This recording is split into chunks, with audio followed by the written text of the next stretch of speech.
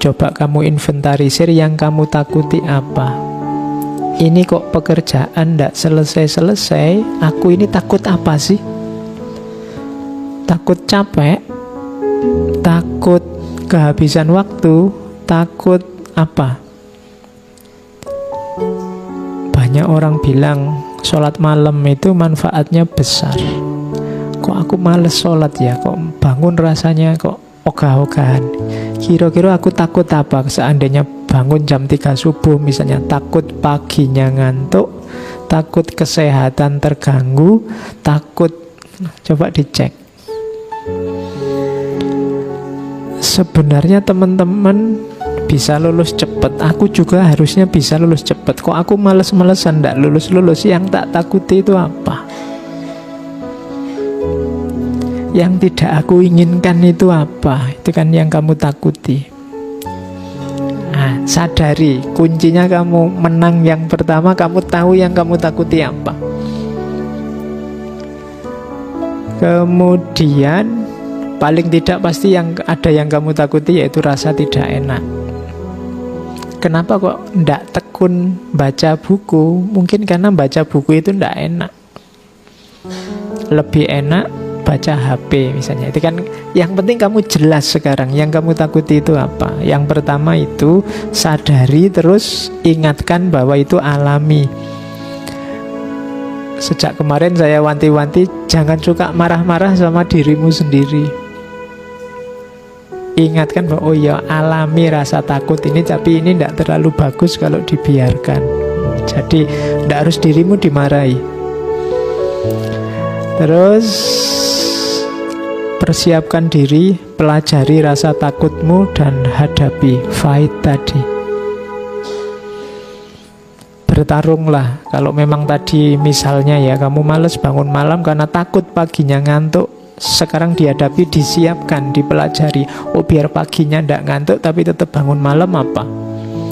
Biar lulus cepet, suka baca buku tapi menikmati buku, tidak tersiksa karena buku apa? Itu namanya menyiapkan diri, melawan ketakutanmu tadi. Ya mungkin baca bukunya sambil disandingi kopi. Kalau masih kurang ya ditambah gorengan, masih kurang tambah Indomie, masih kurang lagi tambah apa. Itu jadi nanti bacanya enak karena sandingannya oke.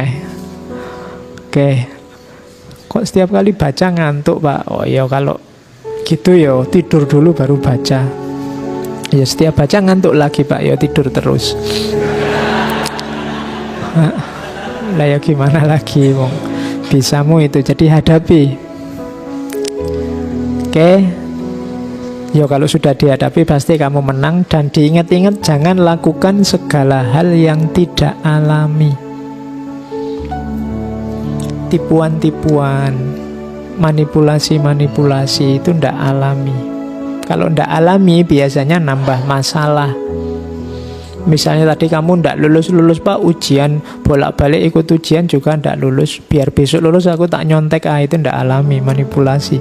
Bisa nambah masalah baru. Nembak kok ditolak, saya takut ditolak lagi, Pak. Enaknya ya poneng dukun apa ya misalnya. Itu hati-hati, bisa nambah masalah lagi yang tidak seharusnya. Kok tidak dapat uang, Pak, enaknya gimana biar dapat uang? Ya lakukan secara alami saja. Segala yang tidak alami biasanya nambah masalah. Kan banyak itu kan yang tertipu, investasi sekian, nanti dalam waktu sekian kaya raya. Itu yang tidak alami-alami itu biasanya panennya masalah. Jangan lakukan yang tidak alami. Taklukkan ketakutanmu secara natural saja, dikalkulasi yang rasional. Terus nah sekarang kita belajar Freud. Ada ketakutan, itu katanya Freud adalah ketegangan, seperti saya bilang tadi ya, tension, yang mendorong orang untuk menyikapinya, mendorong orang untuk berbuat sesuatu.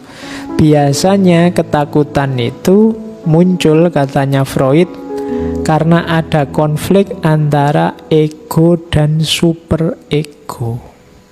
Ego itu gampang-gampangannya dirimu sendiri, super ego itu lingkunganmu, masyarakatmu. Logika bersama, logika hidup bersama. Ini biasanya ada tension, ketegangan. Itu nanti yang melahirkan kecemasan. Kalau di Freud, takut atau cemas itu ada 3. Yang pertama kecemasan terhadap realitas, takut bahaya yang datang dari luar, takut dimaki orang, takut disalah-salahkan orang, takut itu disindir orang, takut dikafirkan orang. Itu jenis ketakutan juga. Jadi sumbernya dari luar. Kalau ini normal, yang pertama. Yang kedua namanya neurotik. Kalau neurotik itu takut egonya keluar jalur, melenceng. Jadi takut sesat, takut gila, takut, itu namanya takut tentang dirimu yang kamu khawatirkan. Munculnya ketakutan itu karena mentalmu sendiri. Jadi takut id dan egonya keluar jalur, bawah sadar nyetir dimensi sadar, terus keluarnya jelek-jelek. Itu kalau orang disetir oleh bawah sadar, nanti namanya neurotik, neurosis. Kamu tidak sadar sebenarnya yang kamu lakukan itu melenceng. Orang yang takut ini namanya kecemasan neurotik. Ada yang ketiga kecemasan moral. Ini orang yang takut terhadap perilaku moralnya, takut keliru, takut salah, takut tidak beradab, takut tidak berakhlak, takut. Itu namanya kecemasan moral. Jadi yang pertama dari luar diri, yang kedua dan ketiga dari dalam diri kita sendiri, tentang hidup kita sendiri. Itulah sumbernya ketakutan. Takut salah, takut keliru, takut sesat. Kalau yang paling atas itu takut realitas dari luar, baik itu yang mengancam fisikmu maupun yang mengancam batinmu. Ya, yang mengancam fisik itu takut binatang buas, takut ular, takut macan, ini kan biasa.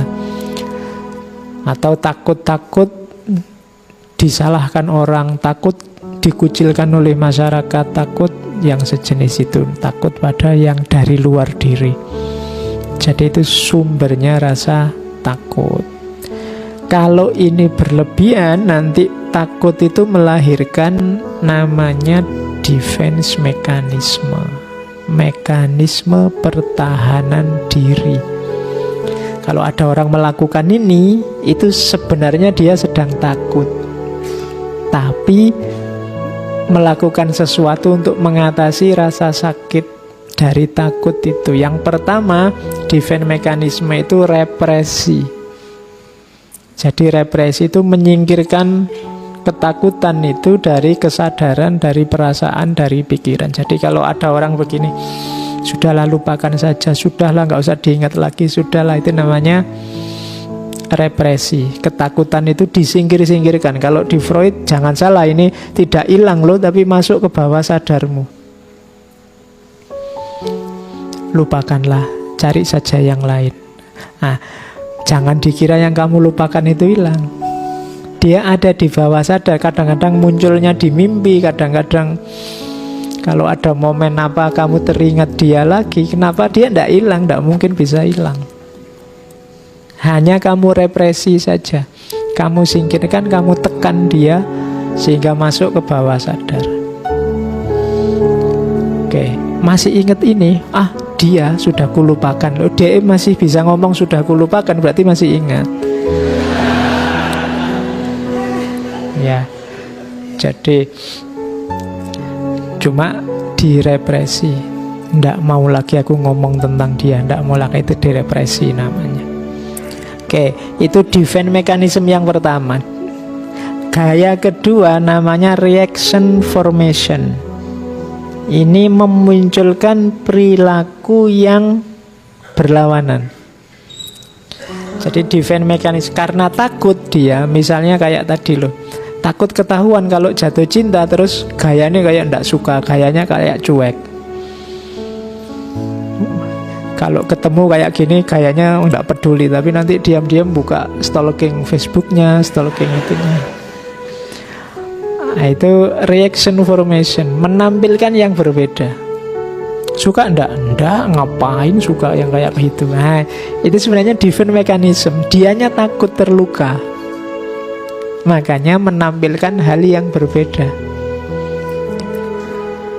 Enak enggak makanan di situ? Ah, enggak, biasa saja. Itu kan biasanya ada yang kamu takuti. Mau ngomong enak nanti dibilang geragas atau dibilang apa. Itu defense mechanism juga. Misalnya kamu rajin ngaji filsafat.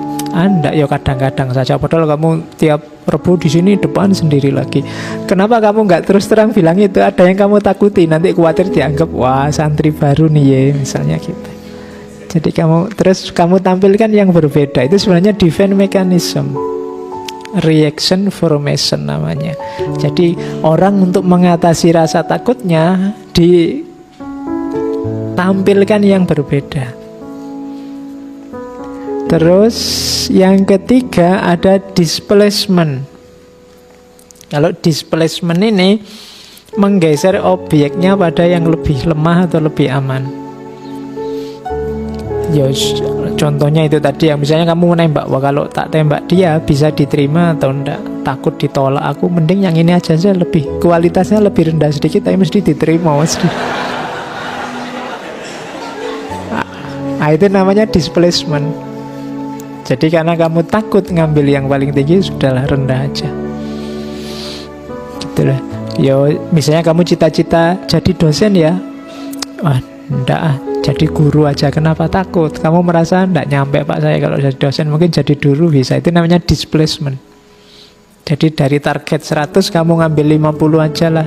Karena kamu takut, kamu nyari amannya saja. Nah, itu namanya kadang-kadang orang takut itu gitu. Kalau ada orang gimana, tak kasih modal 1 miliar, Anda usah Pak 1 juta aja. Sebenarnya dia takut, ada ketakutan. Oke, itu namanya displacement.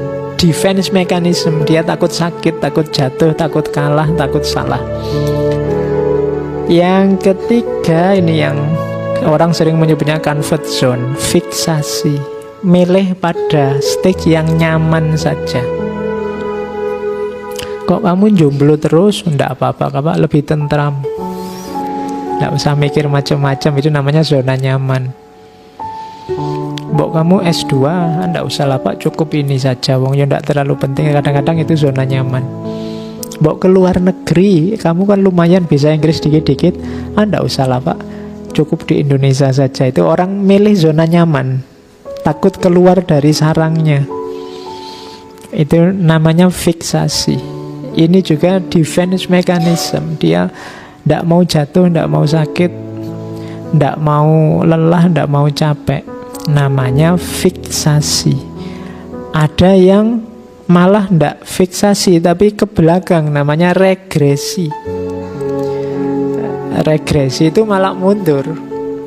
Saya kayak kemarin-kemarin aja lah, jangan yang sekarang terlalu berat. Nah, itu namanya regresi, ingin mundur. Seperti kemarin saja lah Pak, seperti biasanya yang dulu saja lah Pak. Itu padahal sekarang harusnya sudah lebih dari itu, tapi kamu malah ingin mundur. Itu namanya defense mechanism juga. Kamu takut menerima tantangan. Terus masih ada lagi namanya proyeksi. Proyeksi itu mengatributkan apa yang dirasakan pada orang lain. Di situ tak kasih contoh, misalnya tertarik pada perempuan, janjane dia yang ngebet, tapi terus biar dia takut dianggap terlalu genit, malah dibalik, perempuannya yang dianggap genit. Oh, dasar perempuan penggoda. Padahal dianya sendiri yang tergoda. Biar tidak kelihatan dia yang tergoda, terus dia ngomongnya dasar perempuan penggoda. Itu namanya proyeksi. Gitu loh. Sebenarnya dia takut dianggap anak soleh, anak alim, ikut ngaji di masjid. Sebelum digituin, dia ngomentari temennya dulu. Wah, sekarang kamu anak soleh nih. Karena dia takut dia kena duluan. Nah, itu namanya proyeksi. Jadi orang lain yang kamu dulukan. Itu juga defense mechanism. Cara orang untuk tidak tersakiti. Dia takut dianggap yang dia tidak sukai, maka dia proyeksikan ke temennya, ke orang lain. Itu loh. Sebelum orang nuduh aku penyebar hoax, tak tuduh dulu yang sana. Oh, kamu penyebar hoax. Nah, ini defense mechanism. Sebelum dimaki-maki orang, dimaki-maki duluan orang lain. Itu memproyeksikan orang lain di posisinya dirinya. Itu namanya proyeksi. Terus introjeksi.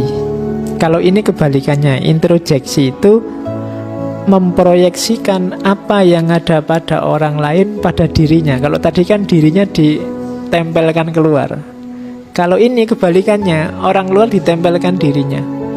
Misalnya kamu curang, terus kamu bilang, orang lain kan juga melakukan itu. Sama saja lah Pak. Itu namanya introjection. Ini juga defense mechanism. Sebenarnya kamu ketakutan. Sekarang kalau tidak bohong ya tidak laku Pak. Nah, itu introjection. Orang lain juga melakukan itu semua. Itu namanya introjection. Ini menunjukkan ketakutan. Sadari ketakutanmu, taklukkan. Kalau tidak begitu, kamu nanti hidup dalam kebohongan terus. Dengan alasan orang lain juga begitu. Kok saya sendiri sih yang dikejar-kejar? Yang lain kan juga melakukan salah yang sama, bahkan lebih besar. Itu introjection. Jadi memasukkan yang lain dalam kasusmu. Terus yang ketiga, sublimation. Sublimasi itu mengalihkan dorongan, mengalihkan hasrat. Karena kamu takut hasratmu ini ditolak oleh masyarakat, terus kamu alihkan ke hasrat yang bisa diterima oleh masyarakat. Misalnya sebenarnya hobimu musik rock, cuma kalau kamu dengerin musik rock terus, tetangga kamarmu sumpek. Akhirnya ganti sekarang, tak sublimasi. Sama-sama musik tapi sekarang ganti qasidah misalnya. Nah, biar tentram, biar setannya keluar. Nah, ini namanya sublimasi, digeser. Hasrat, dorongan, misalnya kamu sangat ingin kuliah, cuma tidak punya uang. Akhirnya digeser ini, tidak jadi kuliah, tapi yang penting mendengarkan aja pengajian, kuliah subuh kan sama saja misalnya. Itu sublimasi. Keinginanmu apa, digeser jadi apa. Itu juga menunjukkan sebenarnya kamu takut. Tidak berani tanding di keinginanmu yang sebenarnya, di hasratmu yang sebenarnya. Dan yang terakhir, defense mechanism itu rasionalisasi. Rasionalisasi itu nyari alasan pembenar. Jadi rasionalisasi itu berarti sebenarnya itu tidak rasional, tapi dibikin rasional. Kok kamu nyontek? Loh, saya nyontek ini Pak, demi birrul walidain Pak, untuk berbuat, ya kan, berbuat baik pada orang tua Pak. Kalau saya nyontek, nanti kan nilai saya bagus. Kalau nilai saya bagus, lulusnya cepet. Kalau saya lulusnya cepet, orang tua saya bahagia Pak. Jadi ini jangan salah, saya nyontek ini dalam rangka membahagiakan orang tua Pak. Nah, ini namanya rasionalisasi. Yang tidak rasional dibikin rasional. Itu loh. Kok orang lain usil sekali sih? Wong ini ya pacar-pacarku, tak bawa ke hotel kan atas biayaku sendiri. Kita suka sama suka, ndak ada paksaan, rela sama rela. Kalau ada resikonya tak tanggung-tanggung sendiri. Kok yang lain cerewet, kenapa? Itu rasionalisasi namanya. Jadi sesuatu yang salah, yang ndak rasional dibikin rasional. Itu juga defense mechanism. Saya tidak ngapa-ngapain kok di kamar itu, berdua cuma konsultasi, cuma diskusi, kemudian kan capek terus mandi, kan cuma itu aja kok. Orang nuduhnya macam-macam misalnya. Itu rasionalisasi. Loh, aku sama pacarku berdua malam-malam di kamar, itu kita ngaji bersama, tahajud bersama.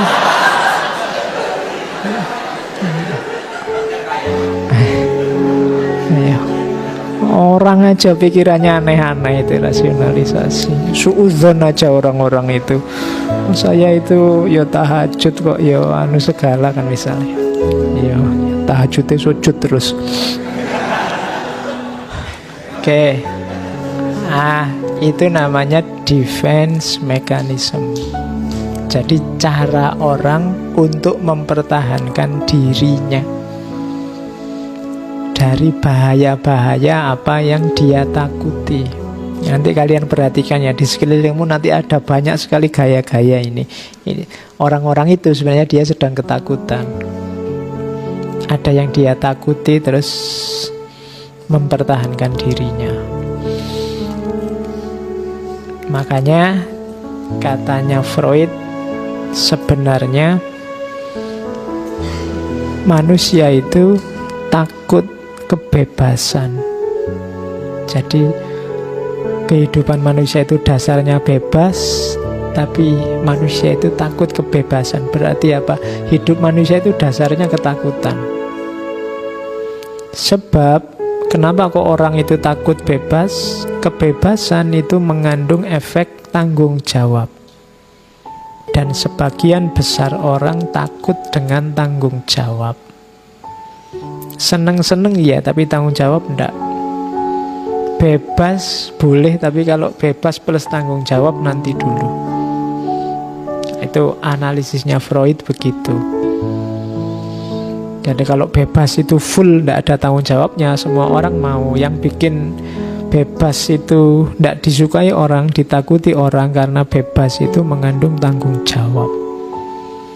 Apa yang kamu lakukan, apa yang kamu katakan, apa yang bahkan kamu pikirkan, kamu angankan, kamu harus siap menanggung akibatnya. Kan itu tanggung jawab. Dan manusia biasanya tidak suka yang ini. Bebasnya mau, tanggung jawabnya tidak. Akhirnya dia takut sama kebebasan, karena kebebasan mengandung tanggung jawab.